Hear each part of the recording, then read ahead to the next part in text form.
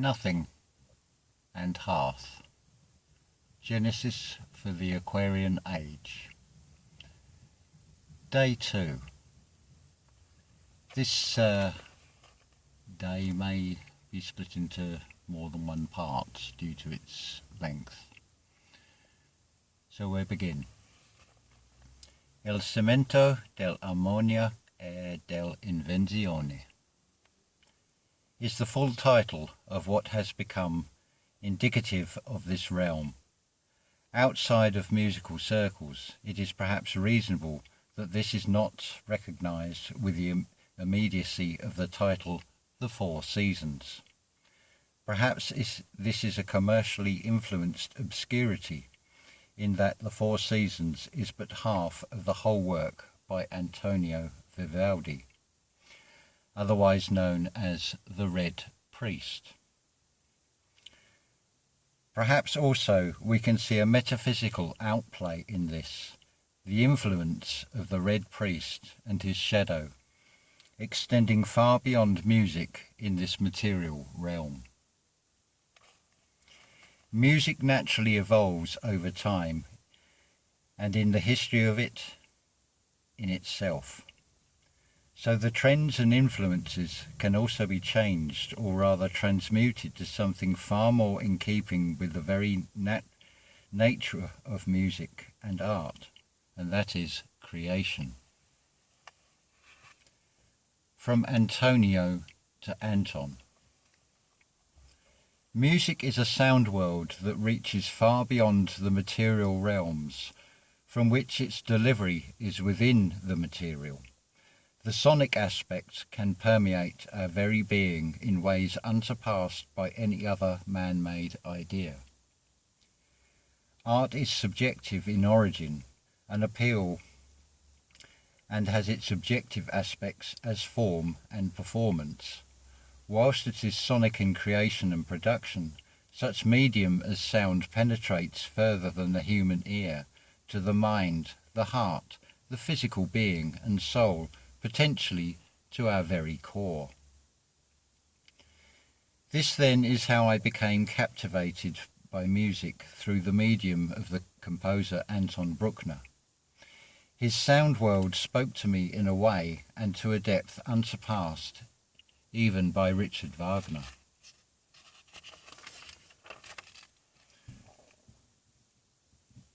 This story began with a hunch, a fulfilled curiosity to hear a symphony by Bruckner. And it is his ninth symphony, that became my introduction many decades ago. From this came an enthusiasm and a thirst to hear more from this creator of majestic soundscapes. Becoming acquainted with the 9 numbered symphonies opened doorways within me. At this stage I knew nothing of the composer beyond his life. He was born in 1824 and died in 1896, and that he was an Austrian composer. And then the most profound experience happened.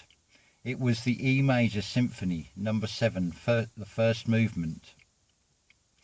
In that sound I no longer simply heard music in the lower conscious sense, but a communication of the very essence. I experienced, as audible, a sense of great tragedy. I was subsequently to learn that what I was experiencing was the immediate aftermath of the destruction of the Vienna Ring Theatre in a fire on December the 8th, 1881, resulting in the deaths of 449 people.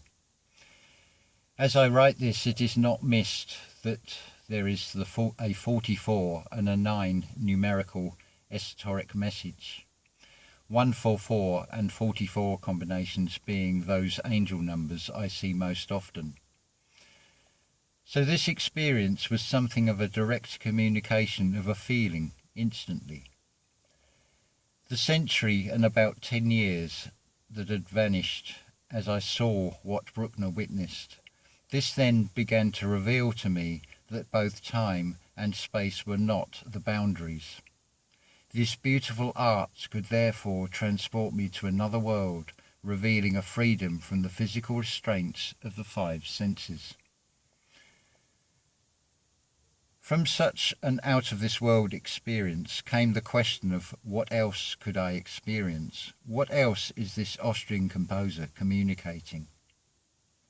The answer was soon to come. I do not wish to dwell on such minute details well documented in numerous biographies, but I should perhaps mention here that the 1996 book, Bruckner Remembered by Stephen Johnson. This wonderful book amasses together eyewitness testimonies from all manner of Bruckner's friends, students, musicians, contemporary composers, and subsequent. With these accounts, we glean a beautiful insight into both Bruckners. This is Bruckner the man and Bruckner the artist. It was clear that with this one man existed two very different beings. On one hand, the man, timid, self-doubting, known for a morbid curiosity with corpses, and almost childlike naivety, in many aspects routine in daily living. The creative artist was a very different being, daring, determined, inventive, and answering a divine calling. Not unlike Sonata-form of the symphonies here. I'll read that again, sorry. Not unlike the Sonata-form of the symphonies, here then was a man, an artist, resolution between the two subjects akin to such in the Sonata-form. What emerged here for me was a beautiful story, a story within a story that is as much an autobiography in the medium of the symphony as much as it reveals life, the human experience, from cradle to the grave and beyond.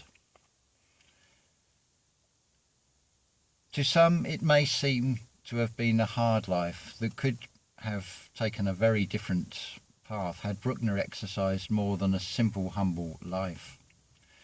Renowned as an outstanding organ improviser, such skill could have brought Bruckner a far more star-studded life as a performer.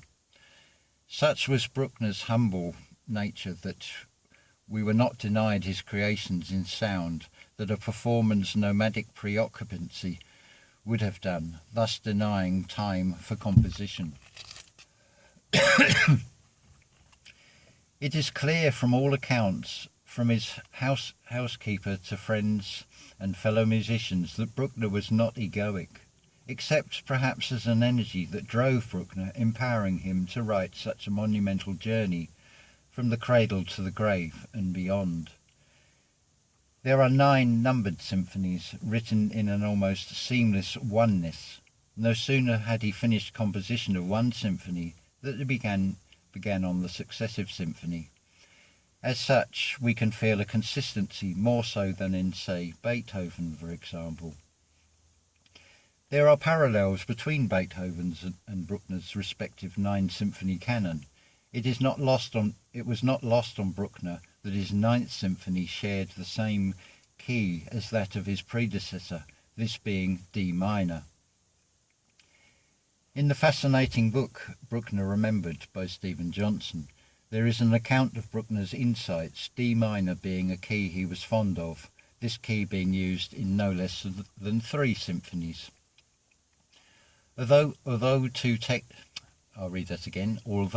decades since I have read this book, it stuck in my mind that Bruckner described the key of D minor as a darker, more savoury flavour of nature, perhaps comparable to the sensation of fresh natural pine trees. As a soundscape, Bruckner's symphonies depicts the picture postcard view of Austrian countryside, forests and the Alps in huge expanses, arches of sound blocks, monumental in stature, perhaps a sonic blueprint of cathedral dimension architecture.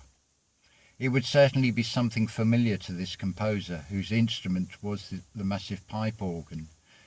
This is reflected in his compositional mindset. The orchestral medium, more the outward sound of what we could consider a much expanded and augmented organ. Further, these symphonies on first hearing would seem disjointed, where organ stops would indeed be required had these symphonies have been conceived purely as organ works. Symphony number 2, for example, although referred to as his Posen symphony as something of a derogatory commentary, perhaps it should be left to Bruckner to respond, and he did. Beethoven has pauses in his symphonies, and I must take breath when I have something important to say." End quote.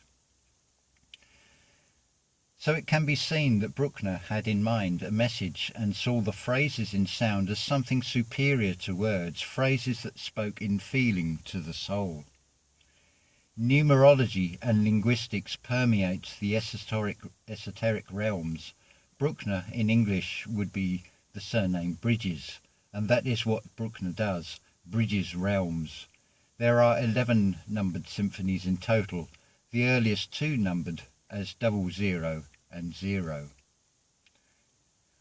With numerous revisions, 11 symphonies grows to 23. So is it coincidental we can find in this 00 the symbol of infinity, followed by 0, 1 and 1 from those 11, and then 2 and 3 from the 23 versions. That is the golden ratio. Further, before 0 or nothing there is 00, or we could see this as the infinity symbol. Since seeing this with dutiful diligence, musicologists have swelled the total to 33 symphonies, if we regard each edition and version as symphonies in their own right. 33, what can we glean from this? The number of vertebrae in the human spine? So we can also say these symphonies take on a third aspect, this being ascension of the soul. Perhaps one of the most core aspects to this is balance. This is a theme that weaves its way throughout, impacting the sonic, the composition, the performance, the feeling and nature. The very essence, be it a recording or live performance, balance of sound is crucial for the total experience. The balance goes further in huge irony. Who would have thought that esoteric wisdom could be found in the creations of a composer who for the greater part of his life was a devout Roman Catholic? That said, Bruckner's devoutness was far from a silent affair. Testimonials from eyewitnesses noticed his often childlike, overzealous religious outbursts, more akin to that of an American gospel worshipper. I cannot help but empathise with his pain expressed in his 8th symphony during his crisis of faith. As one that holds spiritual repulsion of Abrahamic dogma, of the negatives of the old Piscean age, the irony is not lost upon me. Regardless of an affliction of encumbered belief, the spirit transcends the pretender religions of man and still reveals itself in full glory. There is no power greater, nothing in this realm that can withstand the infinite, the essence of its omnipotent, omnipresent in all forms, unseen in the spaces, the nothingness. It is from this same nothingness that each and every Bruckner symphony comes and returns to in an endless loop. An idea of Bruckner's unashamed worship is expressed in magnificent sound in the An idea of Bruckner's unashamed worship is expressed in magnificent sound in the magnitude of the slow movement of his 7th symphony. The impending death and confirming news of Wagner's demise in 1883 reflects the devoutness in an absorbing crescendo and rare cymbal clash before the sombre realization of the loss of Wagner, a major influence on Bruckner in finding his musical voice. Whereas Wagner's essentially resurrected the Greek arts in his total artwork, complete with his own amphitheatre in Bayreuth, southern Germany, the essence in Bruckner's symphonies could perhaps be seen as the total esoteric work.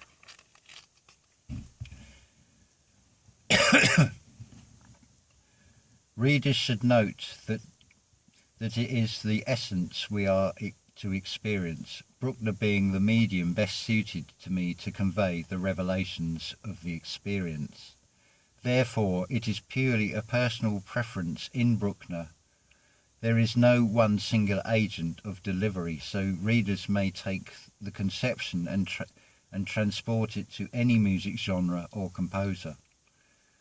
What is primary here is to experience the essence, that only possible in personal feeling within.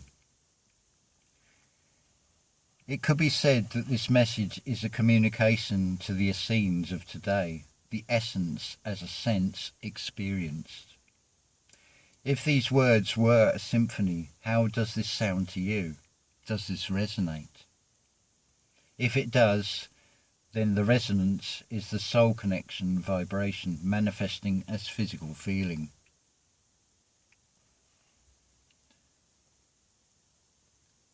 I will end here and keep this to about 16 minutes. I think that's a good place to cut off. So I will continue with part 2 of Daze 2.